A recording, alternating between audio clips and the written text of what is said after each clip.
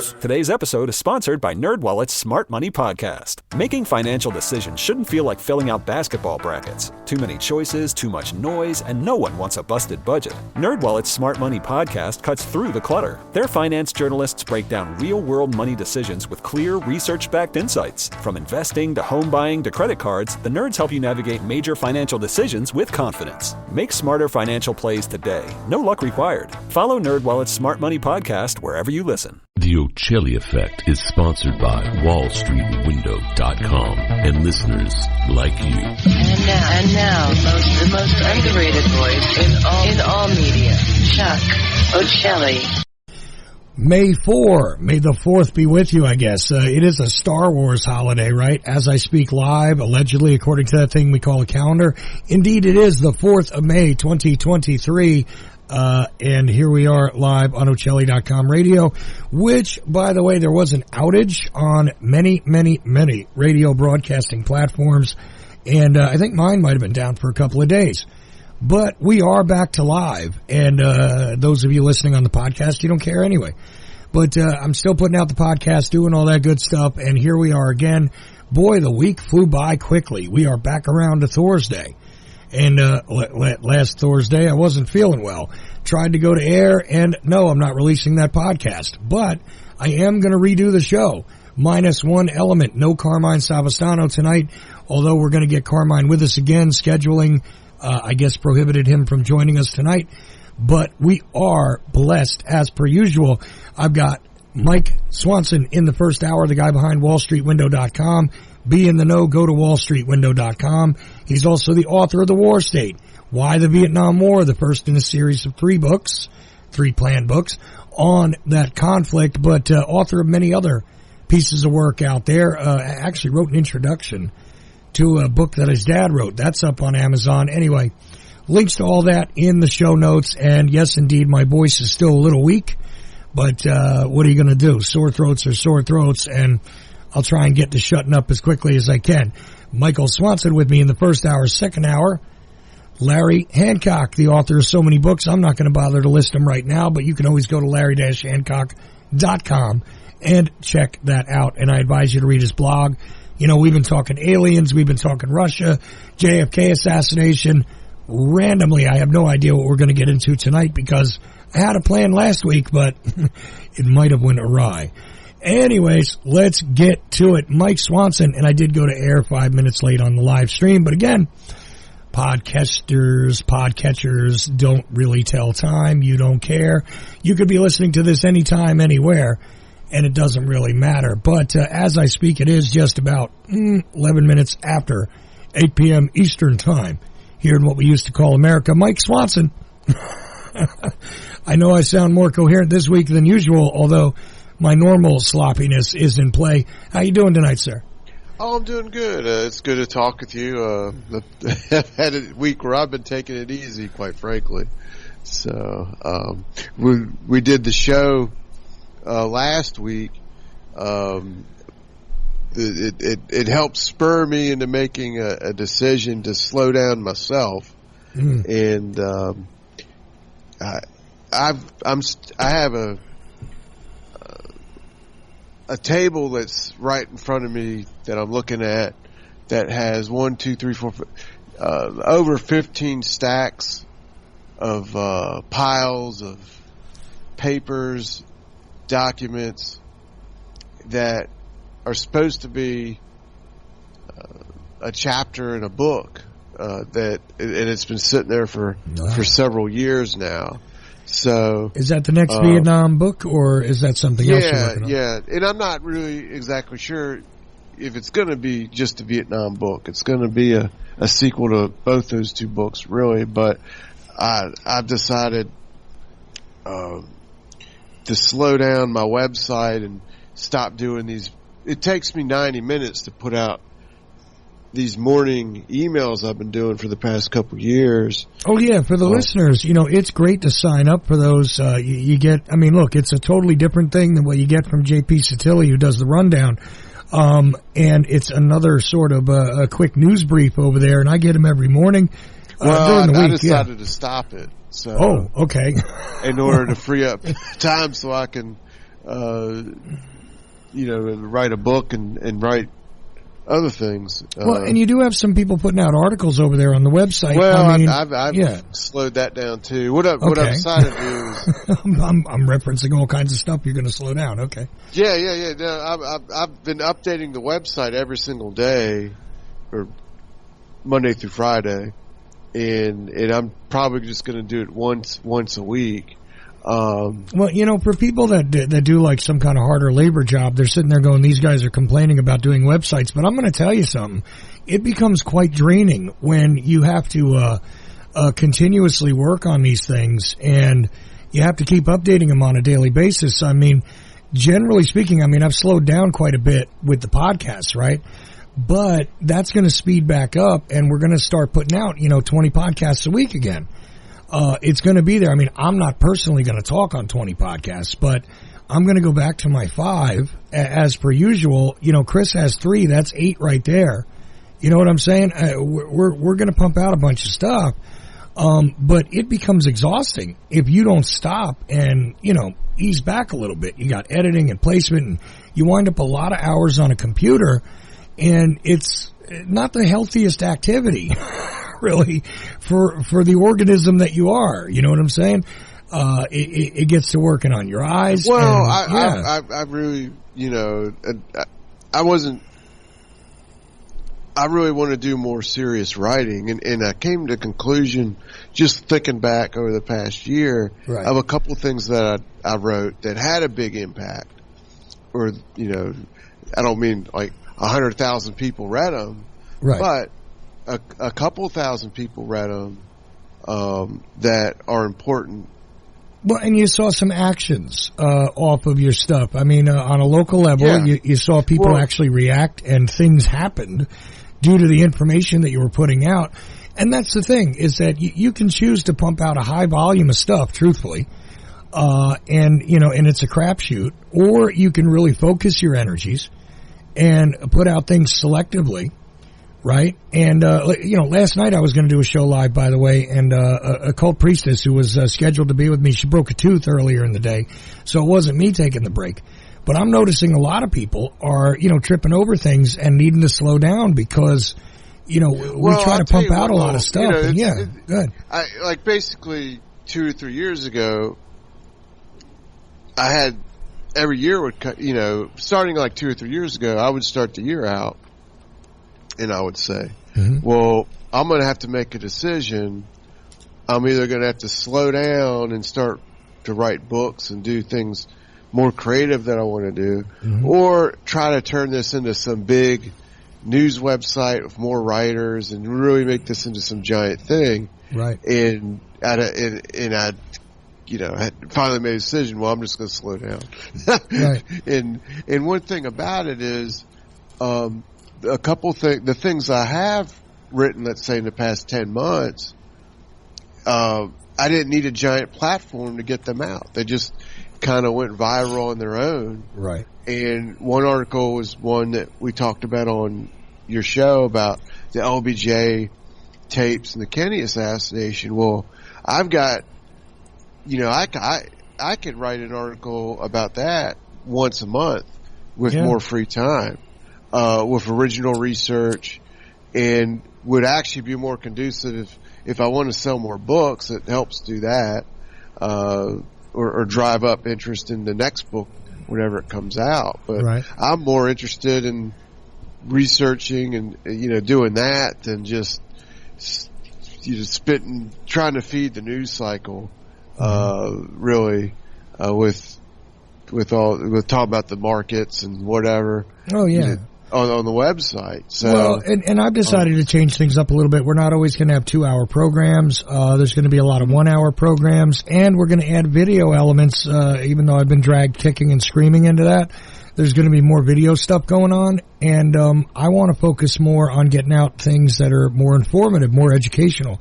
So that's going to happen. Plus, and this is the thing, you have different shifts when you're doing this, where, look, for a little while, it's great to just pump out a ton of stuff and see where it goes. But ultimately, you gotta be choosy about this kind of stuff. And again, I know some people out there might be going, well, I got a hard job. You're working with a computer and whatnot, but the truth is that any of this stuff can become quite draining, and you gotta make a cost benefit analysis. What is the thing that you want to accomplish, right? And I'm very much building up to this, to Dallas in November. Ultimately, that's going to be a big thing for me, and it's going to mark a serious change here. We're going to go forward with a different game plan. Okay, still using all the facilities. Yeah, go ahead. Yeah, with that topic, Carmine has been looking through the recent files. Right. He's written 2 articles about he's interested in these defectors, Soviet defectors, and what their stories are, and not just the famous ones like Nosenko, but all of them. And he's, studying that. But he's, hopefully we'll get him on the show soon. I'll just say he's found a real explosive JFK document. Right. Not in terms of solving it or something, but one, we'll have to get him on the show to get him to talk about, but no one, it's not out there yet. No, in the next couple of weeks, a unique piece of work from Carmine is going to come up, and there's going to be some unique work here because finally, we've had enough time to go through a bunch of things, a bunch of us now, and it's been very interesting. And quite frankly, Larry's working on that UAP art, stuff right now. That is fascinating. It's very academic and dry reading to some people, but the truth is, that's going to be quite interesting. He's still not going to get away from the JFK stuff. He's likely going to be in Dallas also in November. Mm-hmm. And I just think it's going to be a very interesting year for all of us because it is time that our impact is much better measured, and we're all going to make choices. I'm going to love to see you write more books. I appreciate what you do with the website and everything, but I love when you actually put together a volume. And if the Vietnam series evolves, it'll be great to just sort of get a full-on 20th century view from you with geopolitics. Because, again, I love the war state and where it takes us up to there. Going forward and fleshing some other things out that have happened since basically where that book sort of stops. Is huge, so I'm looking forward to that stuff and what could be built off of it. Frankly, why is there not a documentary that is of the same name about the war state? Why, you know what I'm saying? Like, I think these kind of things could get done, and not saying that you need to do them. What I'm saying is that other people might get interested in this material and want to transpose it to other types of media. And I think that's going to be something that's going on here. I hear tell of a bunch of different people that we know off and on, maybe having interest in going forward with films and things. So I'd love to see that whole thing happen. And yeah, I just look forward to the evolution of this stuff, and I think it's going to be an interesting time. I just hope that we don't fall into the same ruts, because sadly, we have the 2024 selection coming up, Mike. And that's going to occupy a whole lot of air in every room everywhere, right? That's going to be a big deal, isn't it? Well, that's one thing too. Like for the past couple of years, I've been compiling these morning headlines and sending them out. I'm still going to send out occasional emails, but I'm not going to be doing that, and you mentioned JP Satili. I highly recommend everyone go to newsvandal.com and subscribe to his. Yes. His is a daily email, but I'm telling you, it took me 90 minutes to put mine together. Right. It's got to take him at multiple hours to do what he does. Oh, it does. It takes many hours. It's no 4, 5, 6 hours a day. Right. Because he's finding, I'll just tell you how he's going, well, he told you on your show once, he just has lots of websites bookmarked and goes through them every single day. Right, and he balances out a whole bunch of things where he goes for, the opposing view. Okay, so you got a headline story, let's say. Let's just talk about, it's Trump and his most recent legal woes, right? So he'll get an article which is clearly very sympathetic to him, sort of right-wingy press, right? and then he'll go and get a left-wing attack sort of article, and place that with something that might seem a little more neutral, from the standard news feeds, if you will, right? Your Reuters and your Associated Press, and put them all together. And what he does is it creates a snapshot of that thing where you get it from all sides, right? And then each one of these little beats in the story tell a story in and of themselves. If you just read the headlines, that's kind of a complex construct there, which he puts together. And yeah, it takes several hours. And he's another one who's thinking about changing up the way he's doing stuff and, getting back to, his real bread and butter, because he's really a superb writer. I mean, really, no offense to you or anything, but he's probably one of the best writers that we know, just pure authors of information. He tells very interesting stories without coloring them too much, but at the same time giving you a flair and various color commentary, without leaning, hard into one agenda or another. He lays out a lot of information and very succinctly in an entertaining way, which is extremely rare. I mean, right? I mean, there's not a lot of authors that can do the type of work that JP does, and he's very undervalued. A lot of people used to pay him to do that, and he used to be able to make a good living off it, and not so much nowadays. So, he's had to shift the way that he's putting things out. And the rundown is an unpaid thing. People kick in a little bit here or there. But, I mean, it's not something that people pay for. Would people pay $1 or $2 a day? I think they should. I would. Not a day, but I mean a couple dollars a month. I think it would be fair to subscribe to him for a couple dollars a month. I support him on Patreon for a few dollars, not a lot. I don't got a lot, but, but if everybody who read that thing kicked in a couple of dollars, the guy would make a living. You know what I'm saying? So that's the other thing, is trying to monetize and utilize the skills that you have as a content creator who is one of some skill, not just somebody who's throwing things up against a wall, but somebody who puts things together with a great deal of thought. That's becoming a challenge too. And thus we're back around to what you were talking about, which is, you're now going to start focusing more on the long form in the books and more substantive presentations, right? Yeah, and it could be an article, a couple thousand words, like the one that did about LBJ. I got a couple ideas in mind, but one thing that the other week you mentioned Elon Musk. Well, oh yeah. Well, one thing that started to just drain on me on this stuff, I started to feel like actually looking at this stuff. The news cycle is what I was really looking at every morning. I was looking at the financial media, all the major financial websites, what their top stories of the day are, and then looking at, you can do this with RSS feeds, Google News, other aggregators. You could see what the top headlines of the day are throughout the media. Mm-hmm.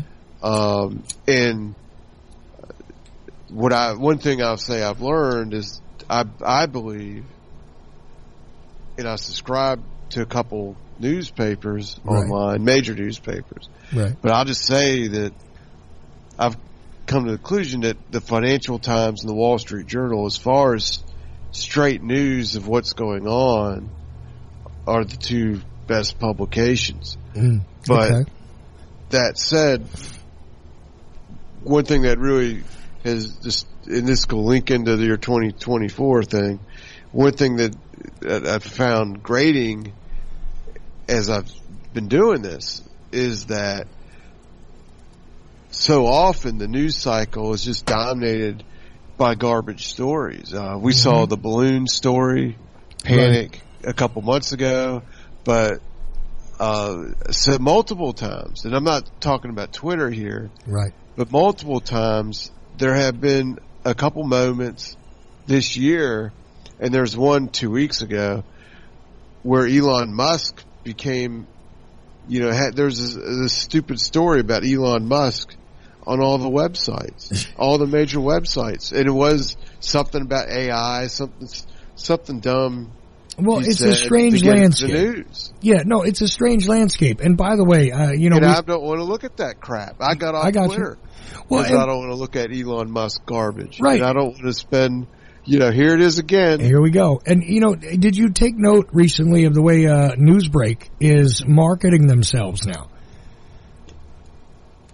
No, how? Okay, well, no, their most recent push is you don't need local news anymore because we are your local news. Oh, where are you seeing this? Yeah, no, I get it on my YouTube, because I don't pay for any of that stuff, so I got to deal with all the ads. So on all of my video platforms that have any sort of commercials, and also on my audio platforms, if you subscribe to some of the radio things, even if you have commercial-free radio, they'll insert commercials every once in a while, right? If you go with the free service, you know what I'm saying? And a lot of them they're actually literally paying for ad space all over the place. Hey, we're Newsbreak, and we are your local news, no matter where you are. Which, you talked about this well ahead of their marketing campaign, that this is precisely what they were doing. And I told you it seemed to me like everybody in the world was starting to use Newsbreak, picking up their local stories, even no longer going to, the local Constitution Journal, whatever it is, that's in their area anymore, right? We talked about the death of local news, essentially, and we were talking about this thing as an aggregation tool. It's literally become the thing, right? So no matter where you are, your local news can be custom because of Newsbreak. So the apps are another part of the game here, right? Well, oh man, yeah, goodness, I didn't know they're advertising like that. Well, I'll just tell you, I sold out and submitted myself. I've written 3 articles for them. Okay. So now you are part of what they're going to present to people in Virginia, right? As we're the local news for Virginia, and it'll be because when we first were talking about them, I was like, well, they were linking to my website. I would write a local news story, they would link to it, and I would get sometimes thousands of hits. And then starting around New Year's, they stopped linking to my website. Right. And I noticed the Lee Enterprises giant conglomerate local newspaper, they stopped linking to them too. Mm-hmm.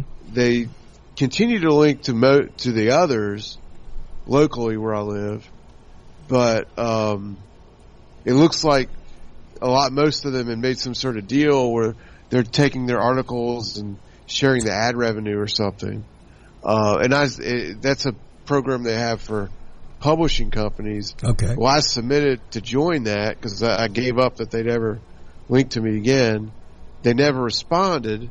So then I said, well, I don't care. I'm not doing this to make ad money anyway when I write these local articles. Right. So I just said, screw it. I'll just write on there as one of their, anyone can do it. Anyone can submit and do it.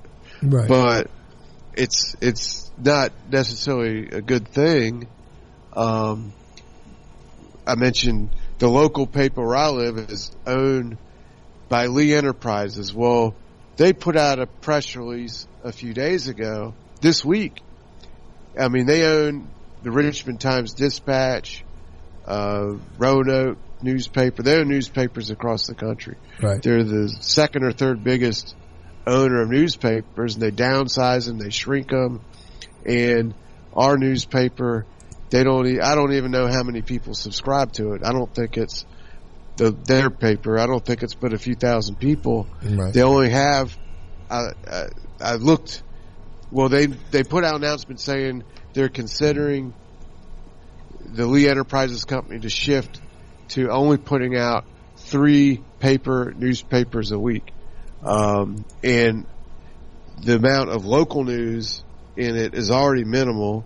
Their website, they have unique websites for every of their newspapers, but I think they look like crap. I don't see how they attract an audience or build a connection with their readers. It's just, it's an example of the death of the newspapers.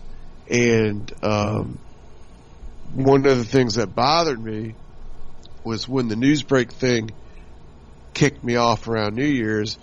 I went and looked at the various apps. I don't have these things on my phone, so I had to install them on my phone.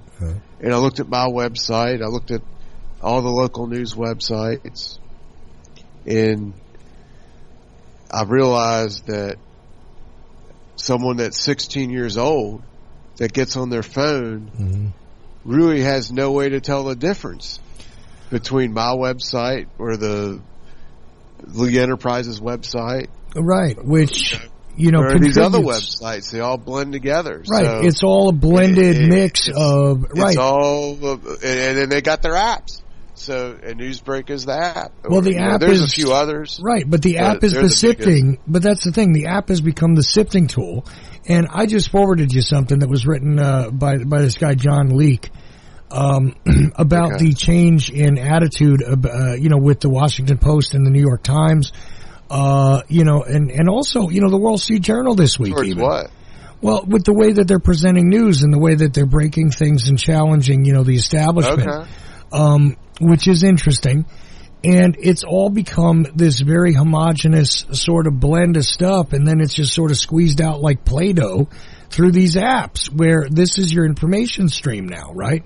So it's impossible to discern the legitimate journalistic organization from the guy who's got a local popular blog, or, an independent person who might be very serious like yourself, who's actually trying to get out information about things that are happening locally. It's impossible to discern you from the little mom and pop newspaper that's still trying to survive, from the, cookie cutter, multi-conglomerate representation because it's been bought up locally.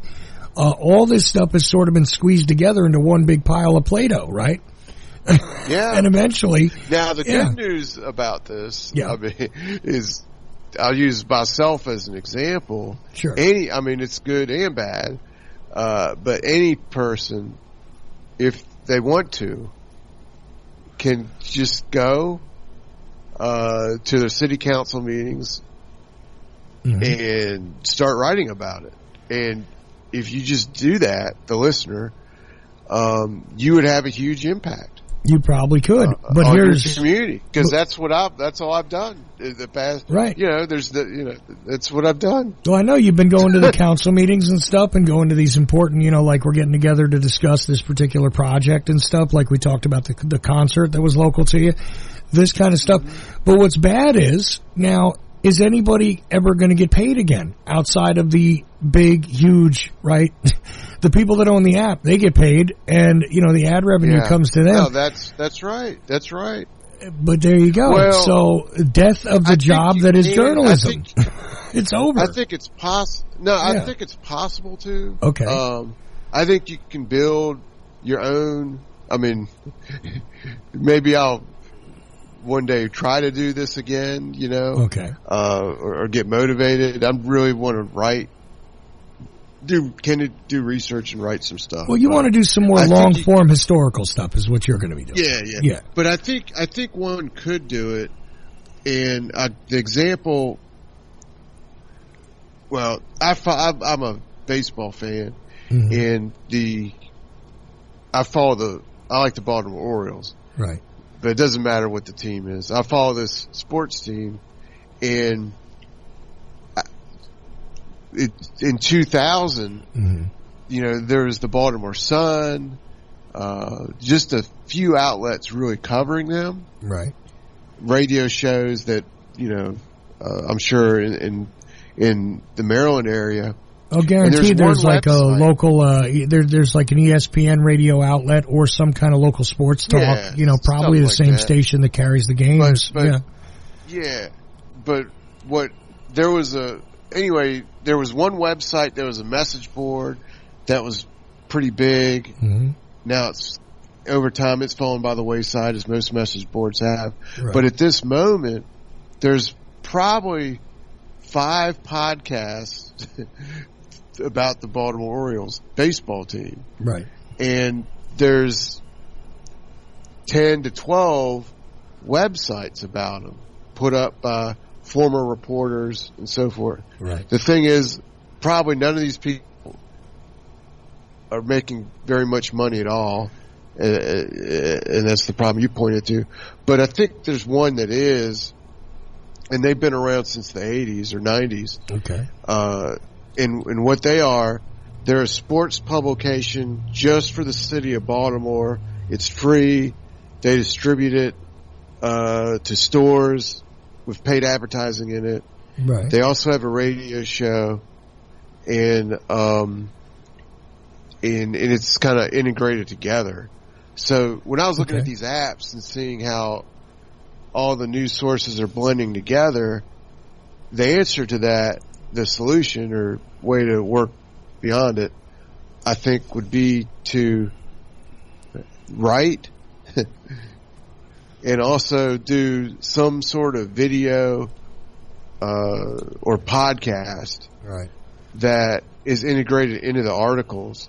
That way, when the people load the app up and go to your article, they'll listen to the thing, the audiovisual thing, and that'll be the connection they have with you that's unique, that the others aren't doing. Yeah, that's the one way to support the thing. I think that's ultimately a trick. Yeah, no, ultimately it looks to me like if you have a diverse sort of media presentation where here's some video clips, here's a short podcast, here's the written article, and you have this all combined into one thing, there's your publication. Like it's the evolution of the magazine, where the magazine's now not just pictures and words, but it's pictures, words, video clip, audio, here's the podcast discussion, and you make it interactive. That's the only way. And what is it going to do? It's going to be done all along a bunch of different niche issues, obviously. Fandom, whether it's a TV show or a sports team or it's following politics or whatever, that's the way it's going to be now. And that's the only way to go. And I mean, if you look at the major corporate outlets, they're doing this. Although it's pretty cold, it's not really super attached to the listeners. It's not very interactive. See, that's the difference between the major corporate ones and the independents, is that the independents actually try to connect with their audiences. Other than that, it's like I connect with my audience, which causes me to have a loyal base, but I don't have the giant expansive, a bunch of tools to put out a bunch of different things. I'm working on it though. Okay. But once I do, then that allows me to have sort of a diverse, universal magazine that has a diverse amount of different types of media combined. That's got to be the key anymore, I think, is that's the way it's going to go. Anyway, let's take a little break, and we'll come back on the other side, and maybe we'll discuss some other stuff, or we'll continue talking about the evolution of the media and the information waves of today, because it is changing. And look, I'm not saying I've got a crystal ball. I'm not prognosticating here, but I'm just taking a look at which way the wind is blowing, and so are you, Mike. And we're going to decide where it is we want to be during the storm. Stick around. The Ochelli Effect continues.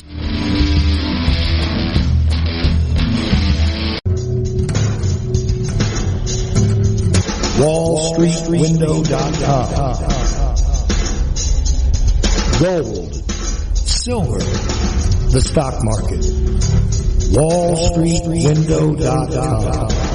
Perhaps you're invested deeply. Perhaps you're not in deep enough. Maybe you're thinking about getting started. WallStreetWindow.com. Michael Swanson, the brilliant author of The War State, understood these trends professionally for many years, and now he gives you the benefit of his knowledge.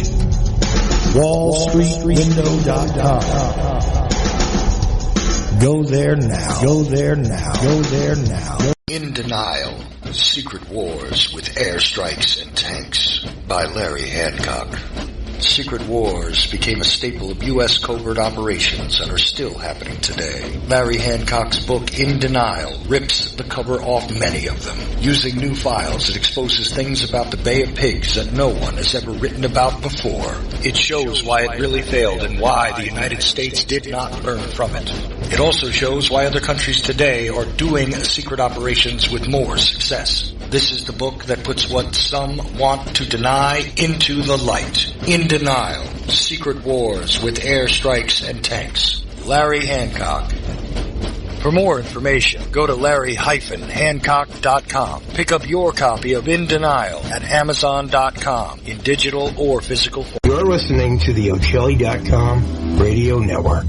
The views expressed by callers, co-hosts, or anyone else who happens to get on the air at Ochelli.com do not necessarily reflect the views of Ochelli.com or Chuck Ochelli, and we are not responsible for any stupidity which might ensue. Thank you. Go ahead, caller. I'm interested in the truth about the JFK assassination. Right, well, what do you want to know? Judy Baker's wild claim, Oswald girlfriend, she knew Ruby and Barry, cancer weapons. Really? I imagine I could claim I have 4 wheels. It doesn't make me a wagon, but okay. Oswald was on the kill team and trying to prevent the murder of John Kennedy. Come on now, has a real expert on the JFK assassination looked into her claims? Go to Amazon.com, enter Judith Baker in her own words. You'll get results for a digital copy of a book where Walt Brown utilizes her own words and the known evidence in the case to get at, well, a different perspective, let's say. You can get Judith Barry Baker in her own words from the author himself, signed if you request it, by contacting Dr. Brown at KIASJFK@AOL.com. It's a fun book, and it actually dissects the many, many fantastic claims. Judith Barry Baker in her own words. Thank you for all the great information.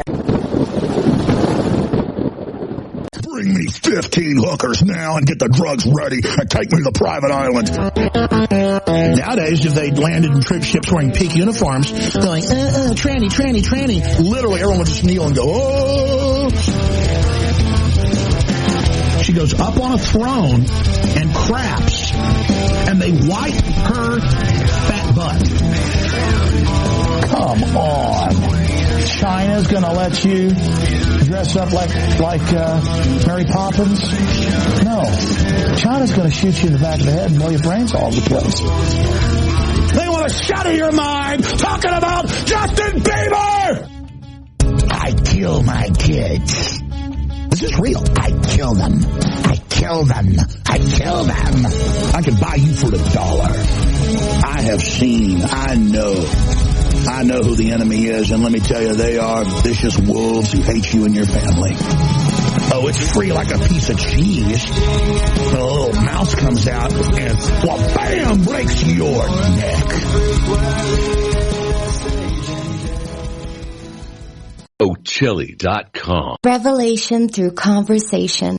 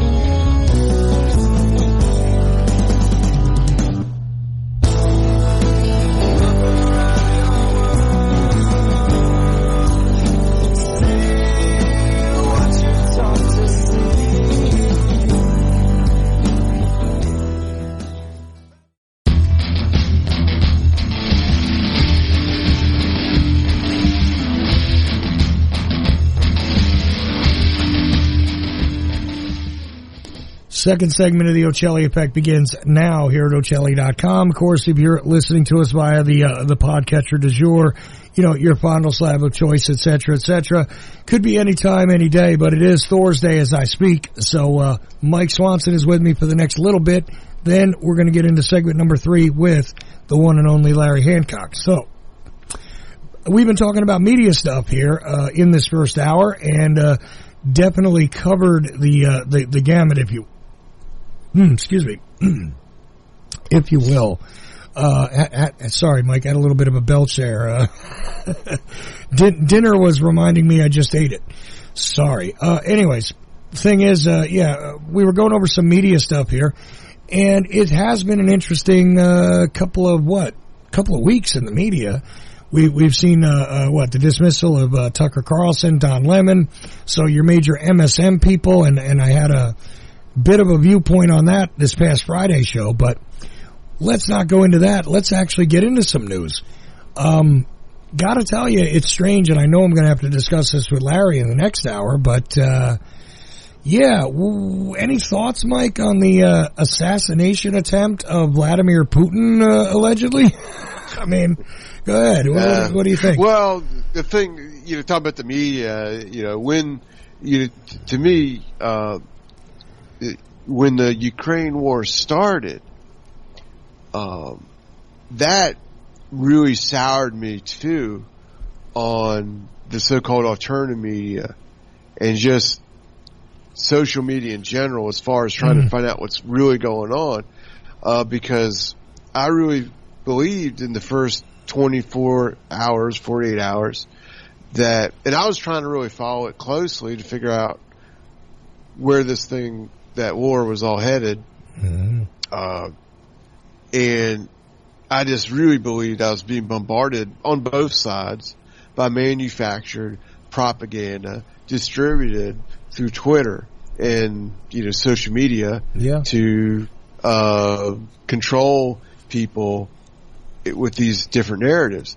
And then I do and have subscribed to the New York Times, and I've talk about some of the things with you that I read in there on the show, because I consider the New York Times to be the mouthpiece of the national security state, at least some of their columnists in particular. Oh, yeah. I would say. Definitely. Are mouthpieces of the national security state. And I've read a couple articles, explaining that they even speak that way as if they are. Right. And they want China and Russia to read what they're saying. Well, in the lead up to the war, they, had articles showing the disposition of the Russian troops. The first, let's say, 3 or 4 weeks before the war started, there was the Ukrainians, Zelensky was saying there won't be a war. And then the New York Times had put out these articles, and you look at that and you say, well, boy, they sure do have these things masked like they're serious. And then they did turn out to start a war. But one troubling aspect of their coverage is their main source is a think tank ran by the Kagans. Right. That were the big proponents of neoconservatism and the Iraq War surge. So you can't just you get to a point with the subject of Ukraine. I just don't want to take any source at face value now. Well, it's tough because they all have agendas, Mike. So the thing is that the agenda, comes through first, and then you're trying to get at, just some solid brass tacks information. What is interesting to me is I don't think anybody a year ago was saying this will last a year. You know what I mean? Like, nobody thought that there would be this much resistance. I mean, quite frankly, it seemed to me like Ukraine would get rolled right over by Russia, or there would be intervention, okay, and that would be prevented. And what's happened is neither of those things has happened cleanly, has it? Right? We have the continuation of this conflict. It appears to escalate and just sort of stagger along.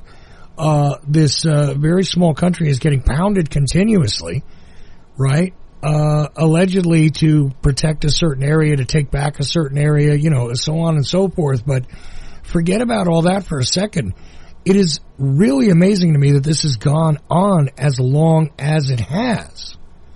And I don't think any of these people, whether it was the mouthpieces for our national security state or the propagandists for, the pro-Russian propagandists, or the, supposedly pro-American but non-interventionist propagandists. I mean, all sides here. We got a lot of different sides. And all of the propagandists, the one thing they all seem to miss is that this was going to be a protracted event. And it's weird to me because I don't think anybody was saying that. Do you recall anybody saying this is going to go on for a long time? Not right when it started. Not at the beginning. No. I mean, because the one thing that seemed to be universally accepted, no matter what the propagandist bent was, is that this will be over pretty quickly, right? But it's not unprecedented. I mean, look. No, it's definitely not unprecedented.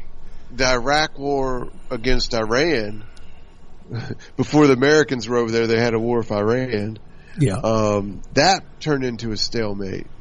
And I think it was expected when it started that the Iraqis would be able to have a pretty good victory. And that war lasted for several years. Right.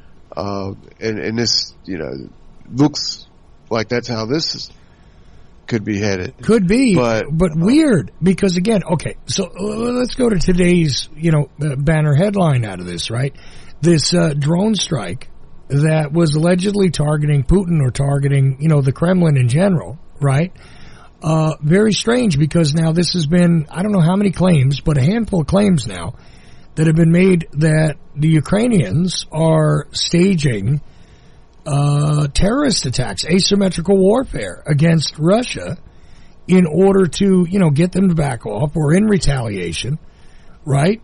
And that narrative on its face just seems crazy to me that they would even be able to do that. Now, Zelensky came out today and said, look, we're spending time defending our land. And let's be honest, if the guy was somehow marshaling asymmetrical attacks against Russia or Putin directly, he's not going to come straight out and go, yeah, we did that. But I don't know. I'm at a loss to believe that that's what's happened.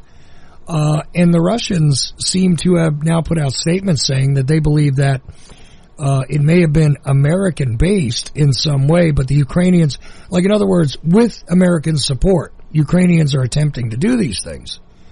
And I don't know what to think of this. I mean, do you have any thoughts on that particular event? Or are you just like wait and see on it? I'm wait and see. I haven't really tried to study it, figure it out. It does seem, I mean, my first thought would be what you're saying, that it seems pretty fantastic, and it's probably a ruse by the Russians. That's how the war started. Yeah, and right away they started out by saying they're evacuating people from the Donbass region. Right. Russians were being evacuated into Russia because Ukraine was going to attack. Well, that was all ruse, that they're doing. Look, most things when it comes to war, the trickery, a lot of propaganda, it's all about their own people. They're not trying to fool us. They're trying to, if it's a trick, he's trying to fool the Russian people into believing that this is happening. Well, and you know what's highly suspect to me is that people that are admitted mouthpieces for our CIA, our intelligence community, right? Current people and people that in the recent past were in positions of authority in the intelligence community came right out immediately and started saying, look, the one thing that we don't think this is a false flag attack by the Russians because they have no need to justify what they're doing because they're already doing what they want. They don't need to stage this for some excuse.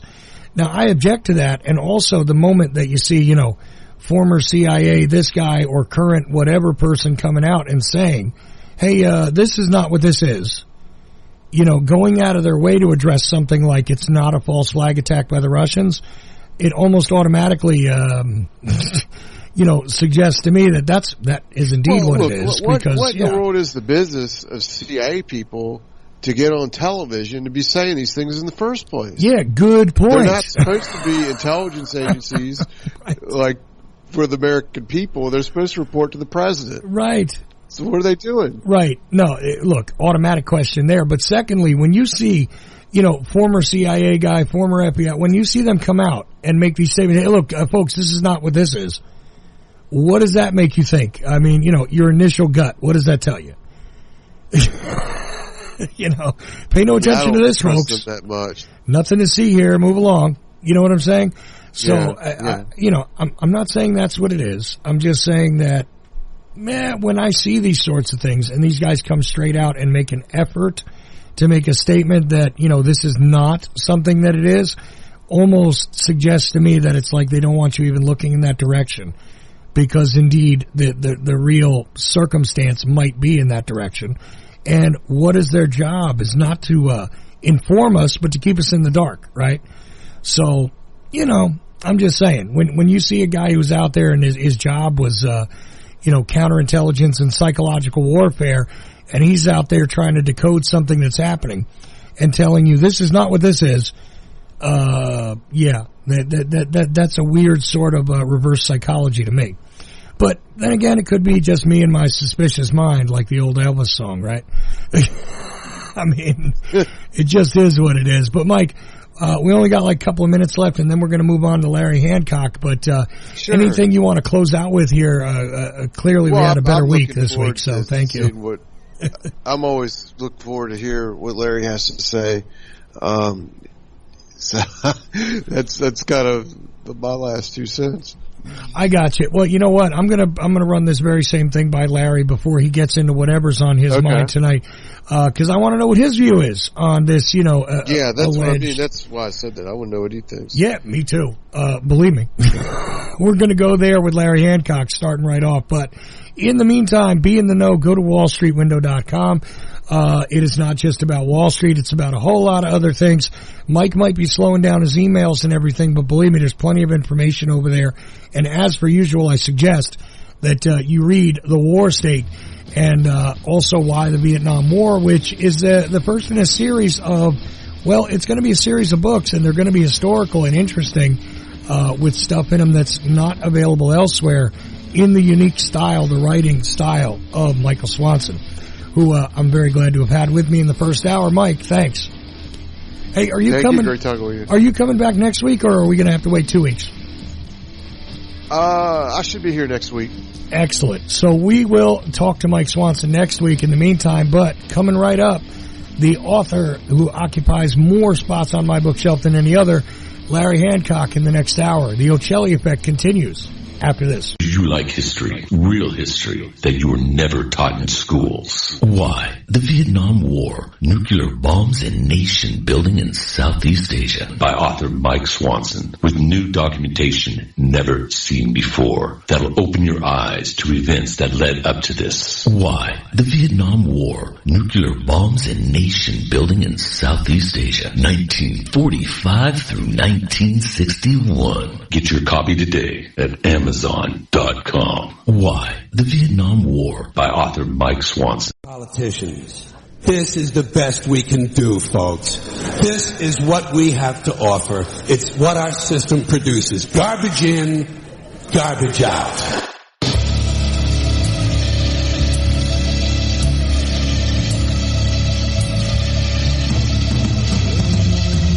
When will you ever learn? How many more times will you get burned? Don't be fooled by the suit and tie. They are politicians, all they do is lie. You think by now every single American would have figured this out? No, many never do. They would rather live blind than to see the truth. They place their trust, hope, and faith into a front candidate. Get the bumper sticker on your car, the t-shirt campaign sign in the front yard. Not a stick that makes any difference. They are politicians, they do not listen. Some of them even claim to be Christian. The photo shoot in the church, you got your attention. Raise up the sheep, promote the slave. Welcome to the USA. Take a look around, see all the junk down, and those looking for a handout. Many people don't know what it means to be free. Only know what they see on the TV. They silence your voice, our votes don't count. The illusion of choice. Raise up the sheep, promote the slave. Welcome to the USA. Raise up the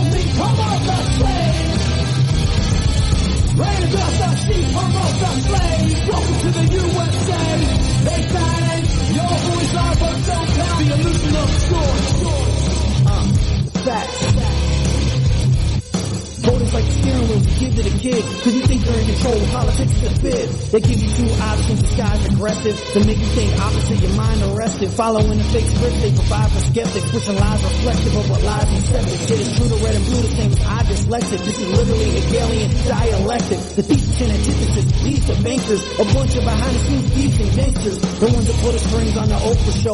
Politician, public master, full of okey doke. Acting real but they're fake like Pinocchio. Telling lies to our face so their nose will grow. Like the elephant in the room, it's not your vote that counts for. Who counts the votes it's not to joke about? Raise up the sheep, promote the slaves. Welcome to the USA. Take a look around, see all the dumb down. Hands up, looking for a handout. Many people don't know what it means to be free. Only know what they've seen on the TV. They silence, your voice on first on down. The illusion of choice. Raise up the sheep, promote the slaves. Welcome to the USA. Raise up the sheep, promote the slaves. Raise up the sheep, promote the slaves. Welcome to the USA. They silence, your voice on first on down. The illusion of choice.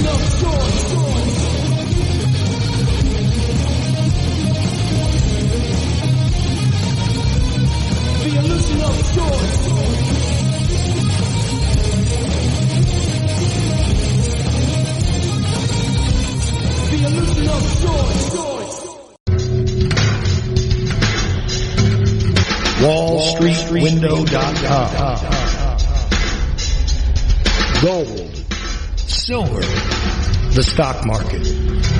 WallStreetWindow.com. Perhaps you're invested deeply. Perhaps you're not in deep enough. Maybe you're thinking about getting started. WallStreetWindow.com. Michael Swanson, the brilliant author of The War State, understood these trends professionally for many years, and now he gives you the benefit of his knowledge. WallStreetWindow.com. Go there now. Go there now. Go there now. This is James Corbett of CorbettReport.com, and you're listening to the Ochelli Effect at Ochelli.com. The War State by Michael Swanson explains the great national transformation that took place and put the Kennedy presidency in the context of the times and reveals never-before published information about the Cuban Missile Crisis. President Kennedy would not have been assassinated if he had been president 200 years ago. His assassination took place in the context of the Cold War and the rise of the national security state. Before World War II, the United States was a continental republic. In the decade that followed, it became an imperial superpower.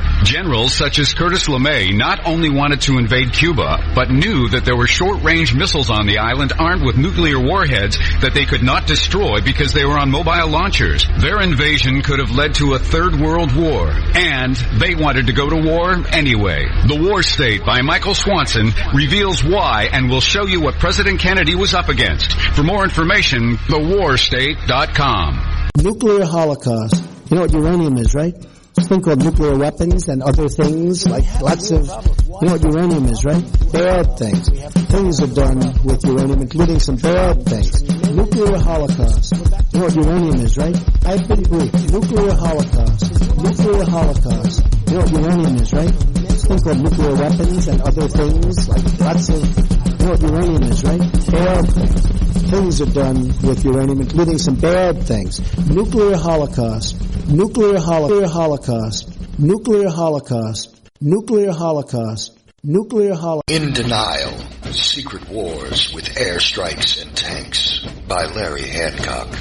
Secret wars became a staple of U.S. covert operations and are still happening today. Larry Hancock's book, In Denial, rips the cover off many of them. Using new files, it exposes things about the Bay of Pigs that no one has ever written about before. It shows why it really failed and why the United States did not learn from it.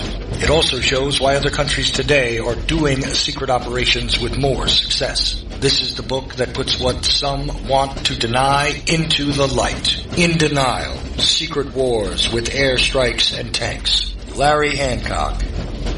For more information, go to larry-hancock.com. Pick up your copy of In Denial at amazon.com in digital or physical form. Ochelli.com. Revelation through conversation. Get ready for the Ochelli effect.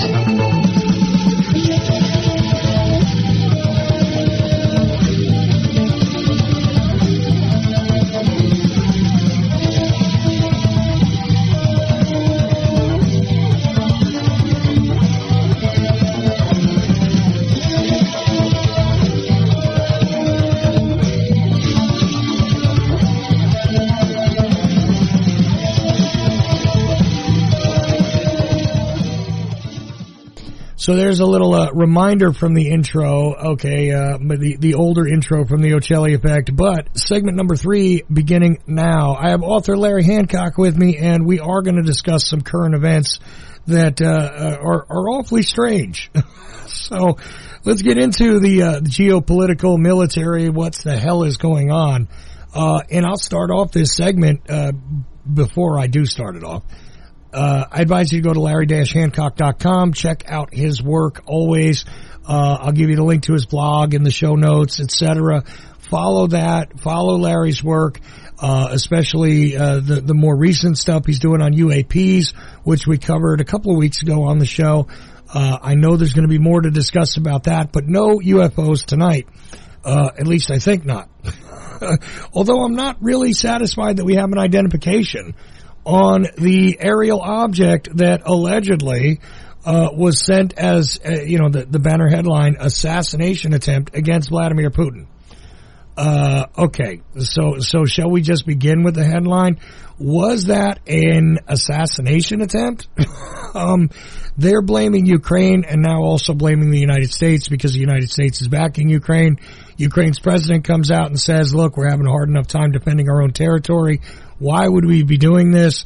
Et cetera, et cetera. So who do I turn to? One of the best analysts, period, that I know for sure. Larry Hancock, what the hell is going on with all this? Number one, but because I don't know. I got my suspicions. Let's put it that way. But do I have enough information to follow through and give you guys a satisfactory analysis at this time? I don't, but perhaps Larry Hancock does. First, Larry, how you doing tonight, sir? I'm doing good, Chuck. It's good to be back. It's good to have you back. Look, really sorry that we weren't able to get to you last week, but I had a bit of an issue. If anybody missed it, I had a bit of a seizure on air, and no, I'm not releasing that podcast because only got as far as talking to Mike Swanson, and that was not going well. So there you go. But I am intact and shaky as always, but still here, folks. Not going anywhere just yet. So Larry, to this point, what a weird landscape. What a strange time to be alive. Did you see the film of this yet? because I want to begin there, but then I'm just going to let you go and tell us about the rest of what in the hell is going on. Did you see the film of this alleged drone attack on the Kremlin and all that yet? Yeah, I've seen 3 or 4 versions of the film. I mean, it is handy for, some people will go, why is there a film at all? And it's sort of like, well, it is like the most symbolic building in the Kremlin. It's kind of like, is there constant film coverage of the White House? Yes, there is. I mean, There are cameras set up for security purposes. So at least we know there's no real mystery as to why there's film of it. But the good news is you kind of started off. For once, we know that it was an object. At least we have that first start. It's not really identified in terms of origin or intent, but we know it was a flying object. So at least we got a start for a change. But we also know a couple of things. It certainly was not an assassination weapon. If you look at that film, the explosive charge, if there was an explosive charge on the device, and it wasn't just whatever took it down, which we don't see on the film. Seeing the film from various angles, you see something flying in on a trajectory, and one of the questions gets to be, what is that? If it's a, propeller-driven drone, why do you see a trail coming down in the film? What's making that trail? Or was that a rocket coming after the drone towards the Kremlin, which would be pretty exciting? It's kind of like we've got to take that sucker down even if we hit the Kremlin. There are lots of unknowns about the film, but you see an object really quickly, a trail behind it coming towards the Kremlin roof, right? And then it goes off for a minute and you don't see it, and then suddenly you see something explode, apparently near the flagpole. But it's a minor explosion. It doesn't, certainly not enough to damage the roof seriously. It's nothing that could have penetrated that building. It's in no way a real serious weapon that could cause damage to the building, nor in any way harm Putin if he were there. There's no way you could consider it as a serious assassination effort. Whatever it was symbolic. I think it's safe to say that, because it's something happening over a building that symbolizes Russia. Right. So we can say it's a symbolic event. It is not a serious weaponized assassination attempt. Well, because if it was more serious, you would have a much more significant explosive device being employed here. If they were to, say, try to do some significant damage to the building or damage the building enough so they could harm the occupants, it would be a much more significant machine, okay? I don't even know if this is not something... Now, this is weird because it almost makes me concur with some of the talking heads that they hauled in, immediately onto the MSM, right? Where it's like, well, this might be opposition from somebody within Russia. Now, is it a significant piece of opposition like an actual attempt on Putin? No. But is it a symbolic thing to say, hey, look, we're objecting? Is it the kind of thing where it's just like an objection being noted, to what's going on? Or is it something else? I mean, I'm not buying this idea that this is some sort of asymmetrical attempt to make a point or to actually do some damage being conducted by Ukraine. I think that's completely ludicrous. What are your thoughts there? Yeah, we do know that there's resistance going on in Russia. We do know there's some opposition to the war and the administration. It doesn't look like to me, if it were symbolic, whoever these folks were would seem to have done more to take it, responsibility for it in advance, or not in advance, but to make it clear that, this is an opposition to the war. Right. But that's not there. Quite frankly, the symbolism, and, Russia has always been about symbolism, about important dates in their nation's history. Dates are critical to them. If there's some symbolism going on here, the only people leveraging it I mean, obviously, there's nothing for Ukraine to leverage. Right. You know, they're the only people that are leveraging the incident and taking advantage of it are the Russian spokespeople.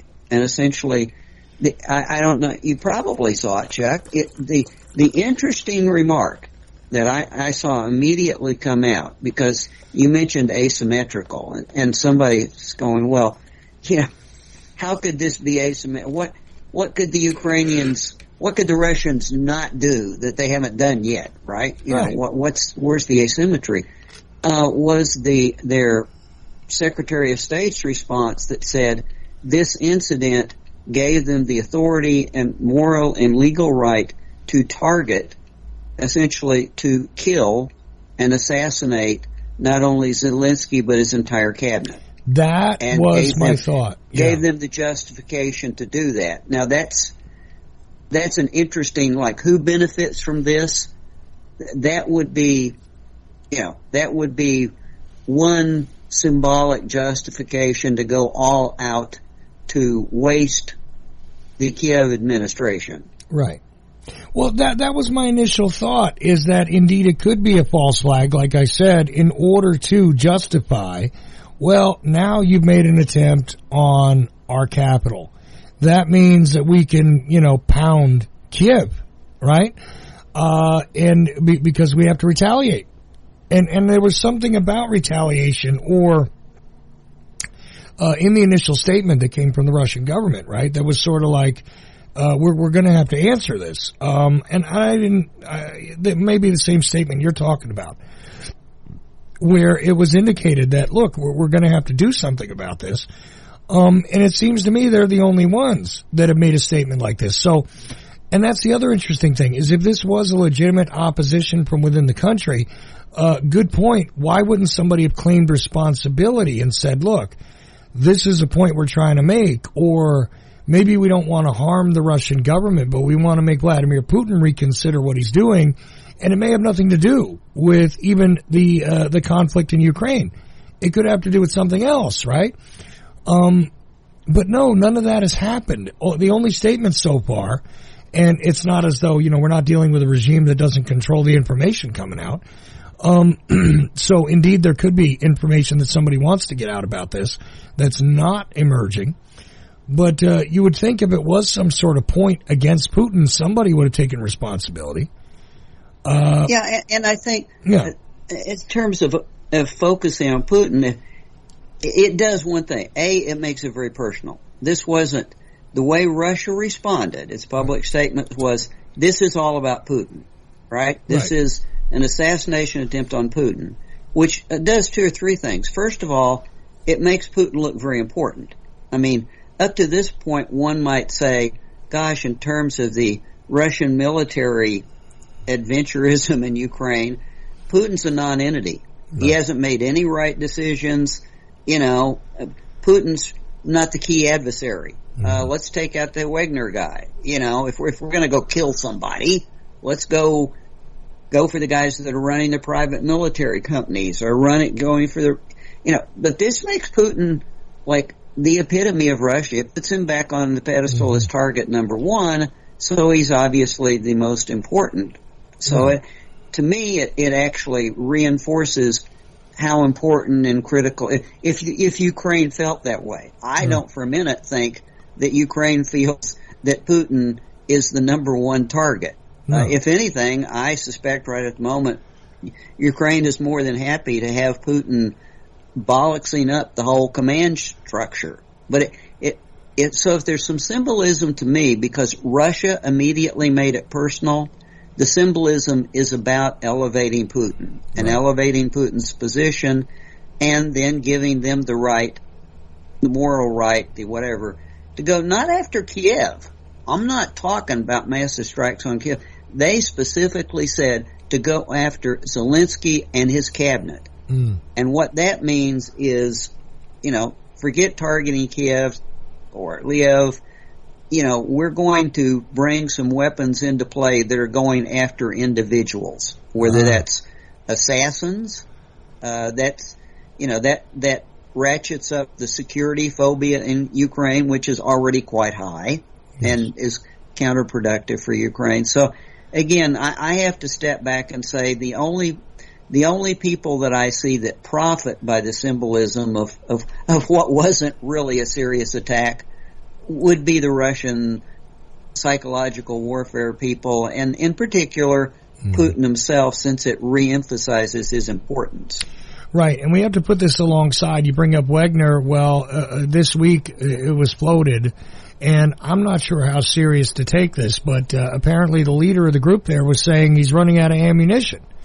And unless he gets resupplied shortly, I guess there's going to be consequences there, where maybe they're not going to be able to continue to press things as they have up to this point. Not a good look on the world stage there. If if your supposedly private contractors are saying, hey, look, we're not getting supplied well enough to prosecute the thing that you're telling us to go do, what are your thoughts on that? Because, I mean, that's a weird thing to also come out this week too, right? It really is, and it really is a good diversion in a way, because the conversation up to that point was really literally about Russian military infrastructure, because the incident that occurred last week that didn't get much coverage is now there are at least 3 or 4 major other paramilitary companies that have been formed by oligarchs or by companies like Gazprom, and they have fielded their own forces inside Ukraine. Mm-hmm. And last week there was 2 incidents actually, one from contract people working for Gazprom, as I understand, who actually complained that when they ended up in Ukraine, they were taken over by the Donetsk People's Republic forces and fed into the front lines against their will. Mm-hmm. What happened at that point in time is Wagner objected to it, and there actually was a gun battle between a variety of Wagner forces. That's a terrible story to have floating around. And it was getting a lot of coverage in military circles. Mm-hmm. And of course, this diverted attention from that. But, the last thing you want is those kind of discussions going on in advance of any Ukrainian counteroffensive. And this did, preempt some of that, or at least divert attention from the infighting that's going on within the various Russian units. Right. And all of this is happening again. Last week we were going to wind up discussing some of the other movements and some of the other issues that are occurring on the African continent, which does seem to be disconnected from the circumstance in Ukraine, but maybe not. Because there's a bunch of stuff going on here, and I don't think it's getting a lot of coverage generally in the Western world. I mean, here in America, we're quite busy with new shooting events every day and various things like that, and of course the different announcements and pronouncements from different potential presidential candidates, so on and so forth. I mean, which, by the way, I find it interesting that CNN is actually going to have a town hall with Donald Trump. For those who think they're totally against him, they're working against him, and they're going to use him to amp up their primetime TV viewership by giving him a town hall. Yeah, okay, he's not part of the programming or anything. He's not part of their business strategy, is he? Anyhow, forget that. What about what's going on there? Because we had a lot of action going on in Sudan and places like that, and how does this come into play regarding the circumstance there in Ukraine? Yeah, I think one of the things that the Wagner Group leader said, and as you said, has made a lot of comments over the last couple of weeks. But one thing he has literally said is that because essentially there is treason within Russia, and he used that word, by the way. Yeah, he used the word treason. His people aren't getting the ammunition they need. Quite frankly, he's beginning to run out of the prisoners. And what he said was he's going to have to preserve his force so that he can continue his other activities, which are almost entirely within Africa, Central Africa, North Africa.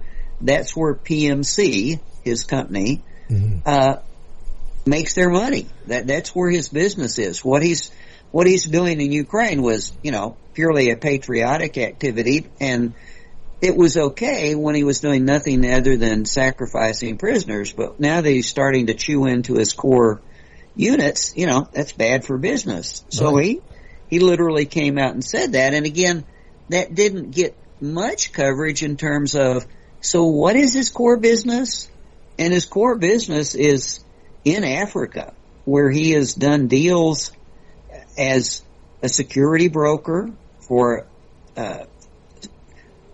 some African nations. He's done deals as a weapons supplier for revolutionary groups. I mean, he's happy to play both sides of the fence. If you're in power, he'll give you a security force. If you're not in power and have access to natural resources that are profitable, he will get you whatever you need. As a matter of fact, he has Wagner forces actually flying MiGs in combat missions in North Africa, in Libya. And I'm sure they would have been happy in Sudan, once the people that they're supplying weapons to, the revolutionary group there, managed to take over several high-end Egyptian MiG fighters. Mm-hmm. I'm sure he would have loved to have gotten his people in there and flown them out and added to his Air Force. But the government forces blew them up. Apparently somebody blew them up before that could happen. But the bottom line is, if you step back, where Wagner has been extremely successful and is making tons of money is in Africa, because they have this double-ended deal where they do business with whoever has control of the assets. Mm-hmm. Either it's a government in power or it's a revolutionary group, and their service is around weapons, but their real profit is in getting access to those resources. And that's why he's partnered with some other Russian oligarchs to do that. But the Wagner Group is simply it's kind of, I wouldn't call it a cover, but it's basically an entree for those natural resource deals. And of course that takes you to Sudan, and it takes you into why there has been some written about it, but not nearly enough as to who's suddenly providing weapons to this revolutionary group in Sudan, where they had actually worked up a compromise. It was going to be a joint government. Everything was relatively stable.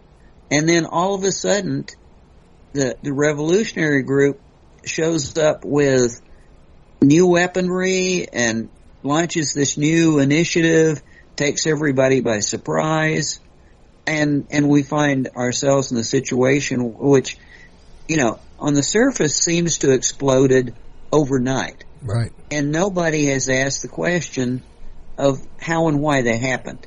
I haven't seen a single news article that really explores the how and why it happened with no particular warning, I guess you would say. It just like, somebody threw a switch.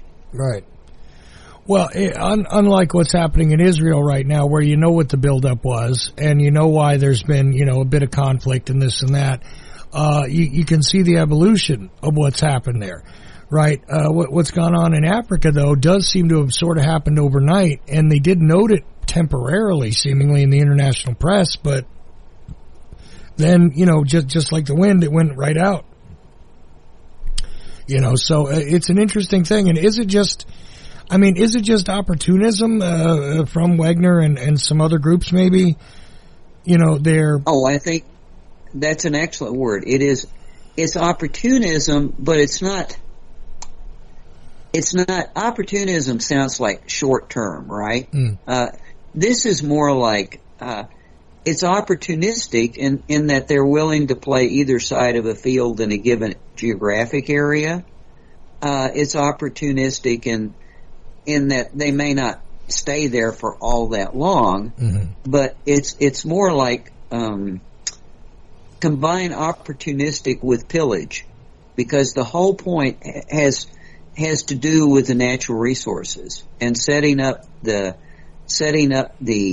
ability to extract large quantities of natural resources in exchange for this service that you're providing. So you try to put it in the context of they're not just in it for the money being made from weapons or security services. That sounds like a dealer, right? Yeah, what's important to them is the flip side of the coin, which is natural resources, which, quite frankly, I suspect is the reason, and there's been, not just me, there's been a lot of suspicion that Putin convinced Wagner that if he would, really, come back to Ukraine, get behind this thing, we're going to win in a matter of days or weeks.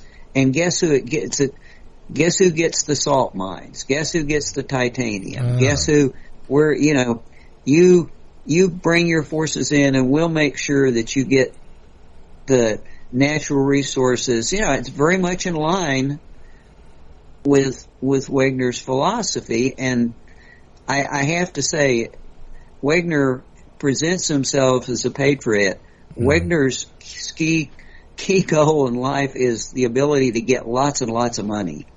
Right. Well, and that's the interesting thing here. As I noted with Mike in the first hour, I think it's fascinating that the one thing that seemingly all the different, the talking heads out there, the analysts, one thing that they all seem to have an agreement on, no matter which side of the propaganda pool they were swimming out of, was that this would be a short-lived conflict, right? I think nobody anticipated the amount of time that what's going on in Ukraine was going to take. I mean, really, I didn't even think that there was any way that a conflict could have lasted this long, as it has, and meanwhile you have Zelensky now going, traveling outside of the country, visiting with other groups, other countries, other leaders. You have a longer term commitment here, which has had to be had. So like you said, Wagner ran out of prisoners because that was going on for a bit, where they were just, I think you and I talked about this a bit on the show about how that's how they were filling their ranks there in Ukraine. But as time has gone on, I mean, look, there is something called attrition, and over time, it's a different set of circumstances that you're dealing with when you have something that goes on and it's protracted as this is. So, I mean, yeah go ahead. I don't think anybody in their right mind would lay out a game plan that said, okay, I'm gonna plan on taking 50,000 hardcore prisoners to use as my military force. Mm-hmm. Okay?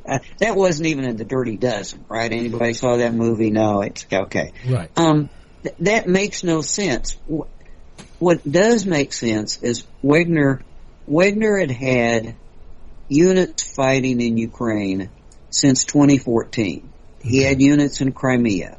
But we're talking about hundreds of people, maybe a few thousand people, highly skilled, experienced, the combat vets. These are people that, know what they're doing. They're hardcore. They're in it for the money.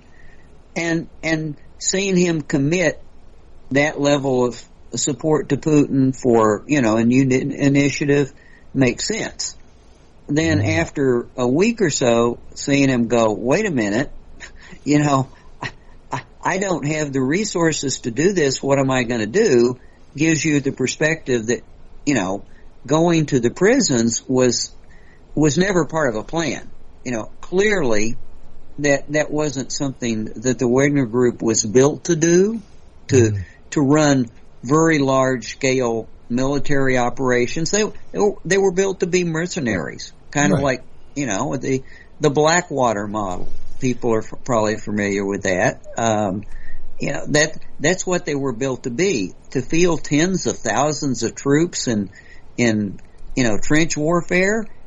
Not his model. So right. I cannot believe that any of that was some part of a, plan. Well, I was straining not to bring up Blackwater here, but I really couldn't avoid it after a bit. Yeah, Blackwater. See, that's the thing. This was not meant to, these guys are not meant to be in there for the long haul. Not in this circumstance. So, the fact that they still are, regardless of whether they were bringing in prisoners or not, they were not going to be there for the long haul. They weren't supposed to have a massive troop presence. In general, and it's making him no money. And let's get back to that. It's sort of like, wait a minute, where was my business plan? My business plan did not call for 2 years of exponential losses. That's not what we're here to do. It's a company. Well, yeah. So here it is. Patriotism goes just so far, but look, guy, you got to supply us better. And that was the weird thing, because I'm like, he's asking for ammunition. That seemed to be really strange to me, because you would think that the one thing they'd want to do is, if they have a self-contained group out there that they don't have to supply otherwise, if all you got to do is give them ammunition and the go-ahead, doesn't seem to be a difficult transaction, right? It seems like somebody would say, well, let's just make sure these guys are well supplied since they're doing this work. I don't know. I'm trying to think of it from that angle.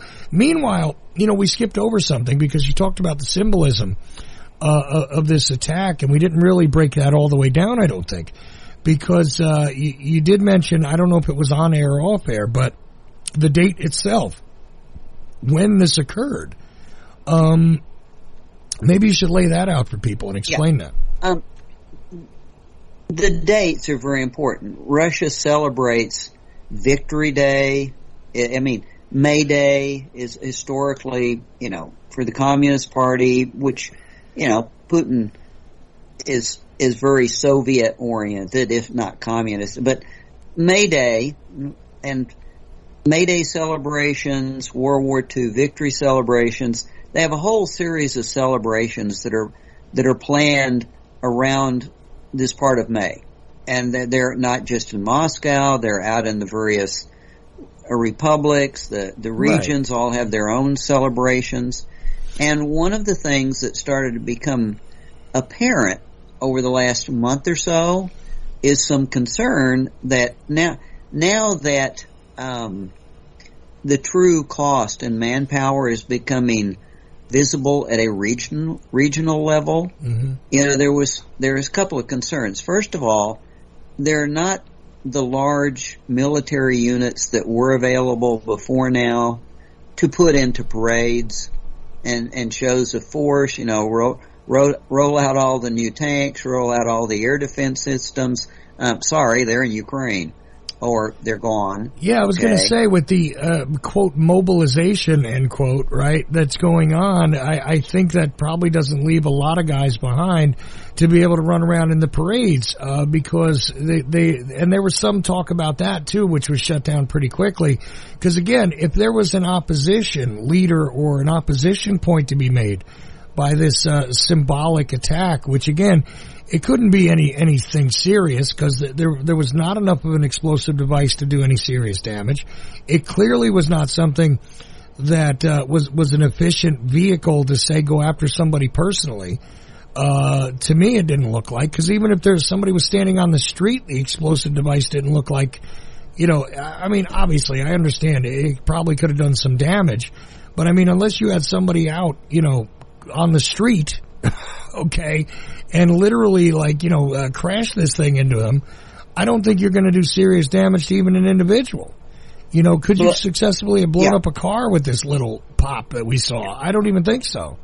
Yeah, go ahead. What it did do, and the fact that supposedly Russia had been talking for a week or so about, a handful of drones that had been collected in different places inside Russia, it gave them the excuse to declare a security emergency.